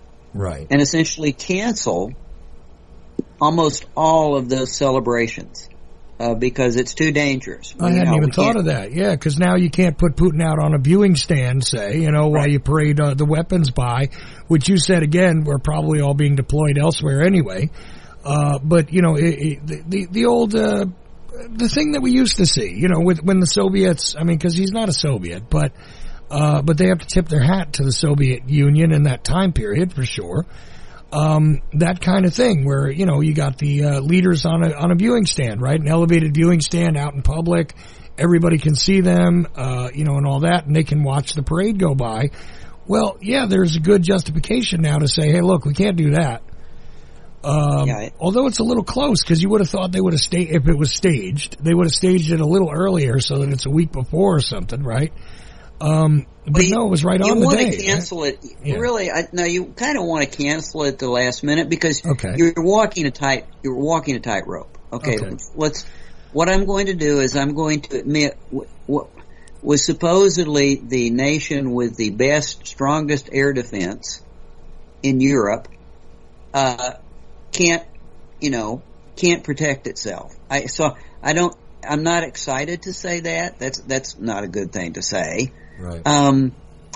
So you don't want to get that out early, as it were. I would say that you want to time it, certainly no more than a week or so. And they started, quote unquote, discovering those drones about a week and a half ago. Okay. So there's that, but there's one other area of symbolism that I found interesting, and I would not have thought of this, but apparently as part of this hero celebration, it's very common to allow families to join the parades with posters of their relatives who have been killed in battle. Okay. And I guess there was a concern that there literally might be thousands of people showing up that couldn't be rejected. It's kind of like, well, my boy died, in combat. I can't tell you, no, you can't. But suddenly if this parade, which is going to be limited because of available resources, has attached to it, 2,000 people marching behind it with pictures of dead and wounded, it's not a good look. Well, and there's an interesting thing because I haven't seen a great deal of detailed reports about what the losses are, right? A few months back, we were seeing declarations from Russia and from Ukraine about the level of losses. But have you noted that as of late, we're not seeing counts of what the casualties are in these different operations, right? They're not saying, oh, well, we know that this many were killed or that many were killed. I'm not seeing that as often. Are you seeing it somewhere? Maybe I'm missing it. Well, I think it's everybody is concerned because, who's going to make that assessment? But there are some independent groups that monitor from videos and destruction of equipment and so on and so forth. That the number, again, even though it's primarily in Bakhmut, okay, where the big losses are. Okay. So let's just count. Let's say that 70-80% of the losses are in Bakhmut to the Wagner troops. Even based on what he himself says, he's lost 30 or 40,000 people in the last 5 months. Okay? And the combat estimates that the Pentagon is giving is total killed and wounded since December is upwards of 100,000. Now, that's immense. That's something on the almost large. Like the previous 9 months. So we obviously Ukraine is taking heavy losses as well, but the Russians, there is no doubt that they would have taken losses substantial enough so that now it's being felt all over Russia. The two places it's felt less than anywhere else are in Moscow and St. Petersburg, because that's where they intentionally recruited fewer people, because those are like the national hubs. And, if you can pull in most of your troops from out in the boondocks, the losses are less obvious. Okay. So to answer your question, there is no doubt that the losses, especially because of the meat grinder in Bakhmut, in the last 4 or 5 months have been significant. No, they've been significant, but the reporting on them does not seem to be so intense at this point. According to what I can follow, I mean, I'm just not seeing a lot of declarations here that there are heavy losses. I don't see the Ukrainians even pushing out numbers like we're really giving them heavy losses lately, unless I'm missing it. Am I missing it somewhere? No, they kind of do a week by week, but they don't politicize it, if you will. Okay. I mean, they will every week they issue a table of estimated, tanks destroyed, aircraft destroyed, right, killed and wounded in action. But it's now become just kind of routine, and it doesn't get much unless you happen to be on certain military blogs or sites. You don't see it in general media coverage. But these days, there's so much that's missing out of general media coverage. It's amazing. As you said, it's. I look at the front page of CNN, and it's politics and entertainment and shootings, and then I have to really even look for other news from around the world, strategic type news like the Philippines, which I'd mentioned to you. Right, and look, we'll get there before we're done because, the front page of CNN or whatever is Jamie Foxx saying, look, I had a problem here, thanks for all your prayers. Yeah. I mean, literally, that's like the front page, I think, right now. And that's where we're at, is entertainment news and politics. And, get ready for 2024. Here we go. Biden declared, and that's it. So the conflict, continues to drudge on, right, at its pace. And there could be more intense casualties that have occurred recently, but you wouldn't know it necessarily from the banner headlines. Is all I'm trying to get at. But, okay, so what is happening with the Philippines? Because that is another part of this thing. I mean, look, all these things are part of the landscape right now, okay? And we also see that there has been an absence of the, get nervous about China coverage, too, lately. That seems to have been taken down a bit, even on the neocon side of things. They've turned down the volume on that a bit. But here we are. We're still in the midst of a great deal of hotspots that could get out of control quickly in various regions, it looks like to me. But anyway, what is happening with the Philippines, which you did mention off air and we didn't get to here yet?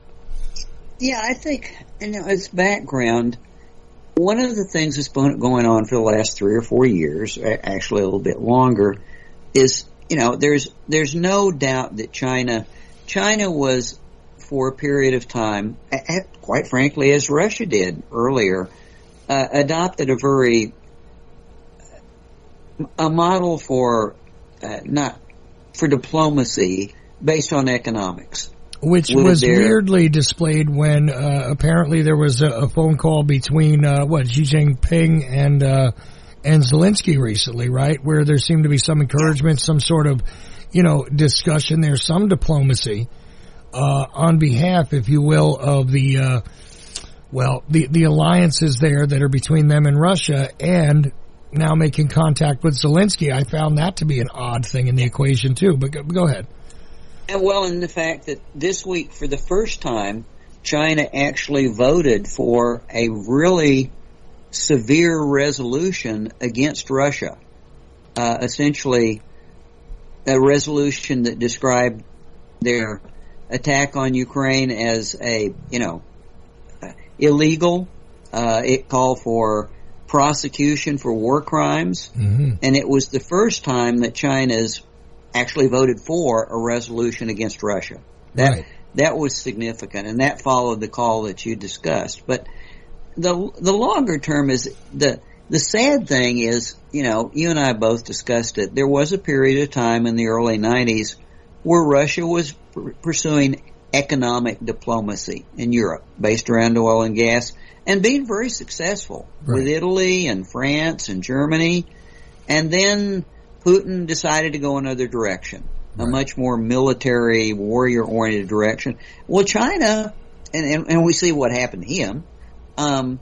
China was doing the same thing during the early part of the last decade with their new Silk Road initiative, linking China through Southeast Asia into Africa, economic development to a lot of African nations, and very successful. And in the Pacific, not just, into Africa, but they had turned things around in the Philippines to the extent that the Philippines had canceled all of the U.S.-based contracts. The U.S. military was really no longer welcome in the Philippines. There are a lot of economic ties being created with China. And then China adopted this new strategy called essentially the way of the wolf warrior, which was you make everybody go where you want them to go by showing that you're so superior that it's not a cooperative effort. They take orders.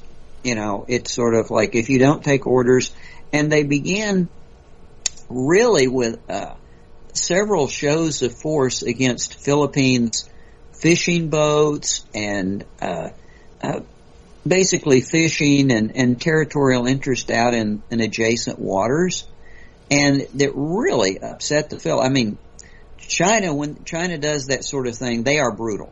I mean, they literally take no prisoners. They sink boats. They use their own fishing fleet in a military fashion.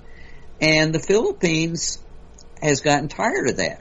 And during the past couple of months have signed a series of new agreements with the United States to allow the United States to re-enter bases and to actually set up new bases in the northern Philippines, a security pact for the U.S. to come to their assistance, for example, if their territorial waters are violated, and, with a visit to the U.S., a very high level, things have turned around like 180 degrees away from China towards the U.S.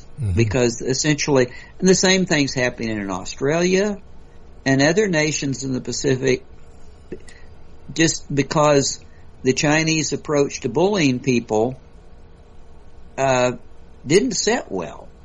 And the strange thing is, hopefully China won't slide the wrong direction, but well, clearly they don't have a homogenous agenda, though, Larry, because, I mean, if you take a look at how they basically enabled Vietnam to become a much stronger partner in the Asian business community and things like that, they've definitely made their allegiances clear with people that are cooperating with them. They help them economically and militarily, right? But if you don't take orders, as you said, well, then it becomes rough.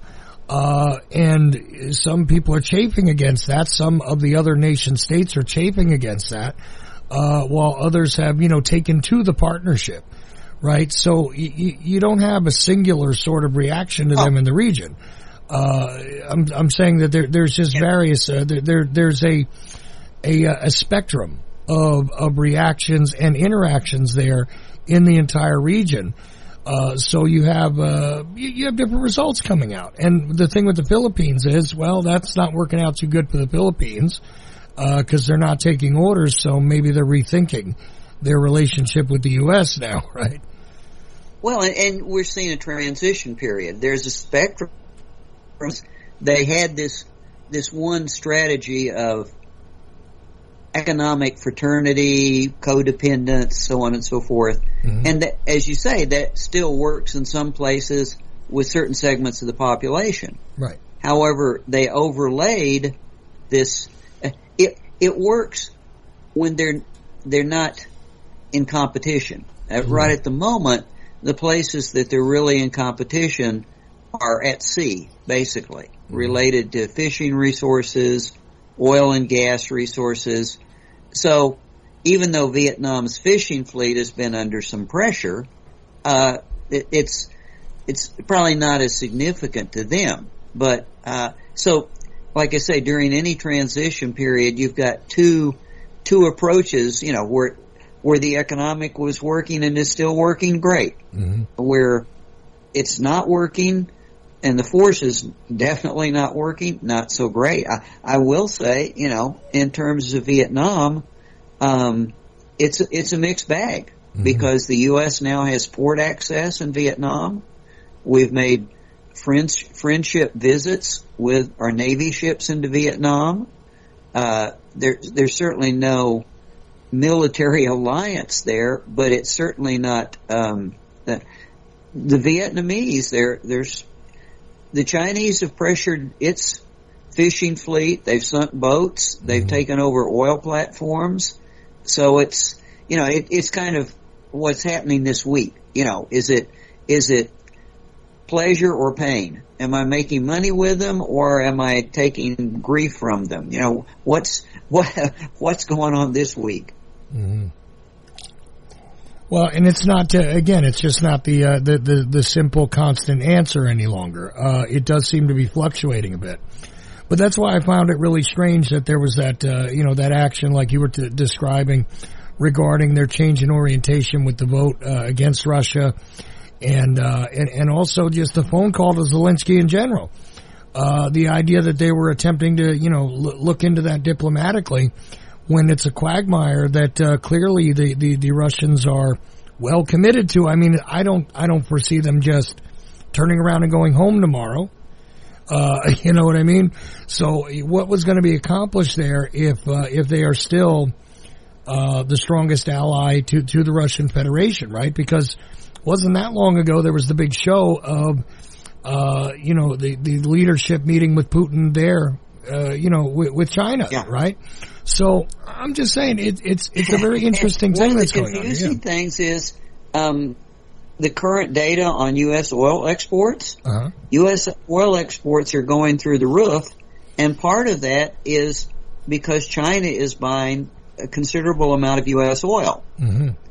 Which is interesting because, of course, they can get all the Russian oil they want at depressed prices. Right. So why would they even... It's like, wait a minute. Yeah, it looks like they're being a little bit more even-handed, if you will. Maybe not just literally, being pulled into the Russian vacuum. It does look like that has changed a bit. Their stance towards Taiwan may not have changed, but their stance towards Russia certainly looks like it's changed a bit over the last couple of months. And if the Ukrainian counteroffensive kicks in with any success, I think it will change even more. Well, see, there you have it. It's in flux, is what I see, and a bit confusing. Honestly, I mean, I don't know. Maybe there is some greater strategy at play here that I don't understand.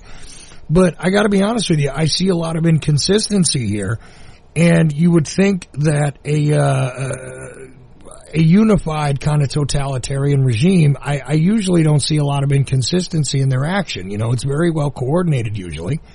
It's very well considered and coordinated, right?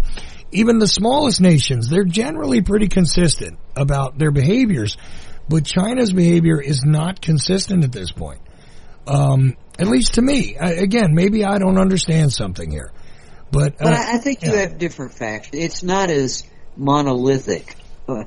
All of us, myself included, like to think things are monolithic, because, they have a policy. But I don't think it's quite that way.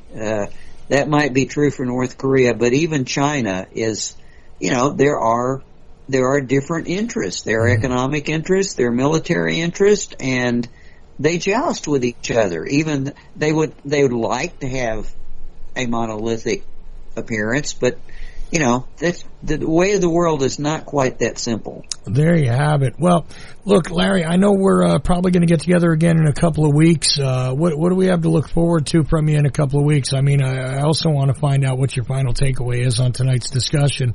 But before we go there, what do you think we'll be looking at in a couple of weeks, or are we just going to wait to see what the news cycle presents us next? Because I got to tell you, if you had asked me to predict a couple of weeks ago whether we'd be talking about a drone strike on the Kremlin or alleged assassination attempt, I would have not believed you. But here we are. Are we going to wait to see what the news cycle presents, or do you have something in mind maybe in a couple of weeks to come back on with? No, I think you're right. I think you use state of flux. I mean, that's what we were in. If you really want to talk about contemporary events, I don't see how anyone can second guess it at the moment. I think maybe it's kind of like what we did earlier. It's sort of like, okay, let's look at what the headlines are, 2 weeks from now, and see if we can draw any sanity out of it, because quite frankly, that's not being done. Right. As you and I have discussed, people are just reporting news, and it's so fluid and changing so fast, you don't even have time. Nobody has time for analysis. Right. They report the news for 48 hours, and it's on to another subject, and you kind of go, what in the world happened to that? Did anybody ever figure out?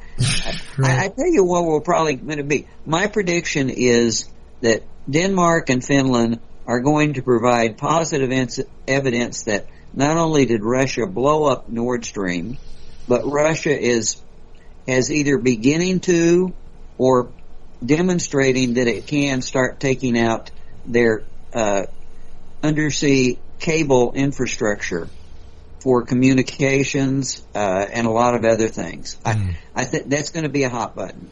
That's just a prediction. So I don't know, it'll be 2 weeks, but that's going to happen. Well, I'll tell you what. Especially now that Finland has actually reached an accord with the U.S. to put bases, just like the Philippines. We're talking about the Philippines. They've reached an accord where we can put bases in the northern Philippines again. Same with Finland. When you have that sort of thing occurring, you just kind of roll with it. I got you. Well, I'll tell you what. I think even if Finland does present definitive evidence that Russia's responsible for the issue with Nord Stream, you know what's going to happen is a whole lot of people are going to deny it's real anyway. They're going to claim that it's fiction. I mean, that's the truth of it. Shocked, Chuck. Shocked and amazed. I'll be shocked and amazed because look, immediately as soon as somebody even suggested that maybe this was nope, that's absolutely crazy. You're just, an anti-Russian, blah, blah. And I'm like, you're not thinking about this strategically. And again, even with this ridiculousness over this, assassination attempt, I mean, I don't know how not to mock that. It's stupid. If that was an assassination attempt, I mean, I don't know, maybe if a teenager was trying to launch. The Ukrainians demonstrated themselves to be that unskilled. My assessment is that they've shown themselves to be pretty competent. And I think pretty competent is not taking out the flag on top of the Kremlin. Well, that's the thing, is if this was a serious attempt, I'm thinking they would have done a lot more damage. I mean, maybe it's just me. Why would they not have waited for the parade? If I'm really going to do this and roll the dice, okay, of Russia using nukes against me, right, I'm going to take out their command structure by putting a heavily armed drone on. We're saying their targeting is good enough. They can fly a drone 800 miles across Russia and hit a flagpole. Why not wait until the next day and hit the grandstand? Right. I mean, that would be a lot more effective. And again, you got somebody who's not protected by a building. You got somebody who's out in the open. I mean, and at the very least, you could register a very serious point. If they were able to, I mean, it wouldn't necessarily stop what's going on, but it would register a very serious point. It would make a point to the entire world community if you were able to even get close. Chuck, the point, you'd have to be desperate to do it. I mean, you'd have to be making a bet that a decapitation strike would lead to civil war. I mean, you'd have to be under extreme pressure to do that. Now, I can see a point in time if Russia were just about to roll over Kiev and occupy all of Ukraine. Okay, that's a desperation move. Right now, it's the other way around. Ukraine is about to roll east. Why would you do that? Makes no sense. Look, just because it makes no sense doesn't mean that that's not what people are going to think is happening. Okay? Like I said, even if with definitive evidence, I think a lot of people are going to say, nope, that's fiction anyway. That's the other problem is even if you do present them with something that has a great deal of contextual analysis, It doesn't necessarily mean the listener, the viewer, the reader is going to believe it anyway. But one thing you can believe is the work of Larry Hancock. Again, go to larry-hancock.com, check out his work there, and perhaps we'll hear from him in a couple of weeks when something else crazy goes on in the newsfeed. I guess we'll find out then. Larry, thanks for doing this with me. It's been great to be back. Thanks, Chuck. And thank you guys for listening. Sorry again about my voice tonight. Still a little strained, but that's okay. No matter who you are, where you are, when you are, remember I'm merely Ochelli, and all of you are indeed the effect. See you tomorrow night for the live call-in show, and I hope you're well until then. Take care.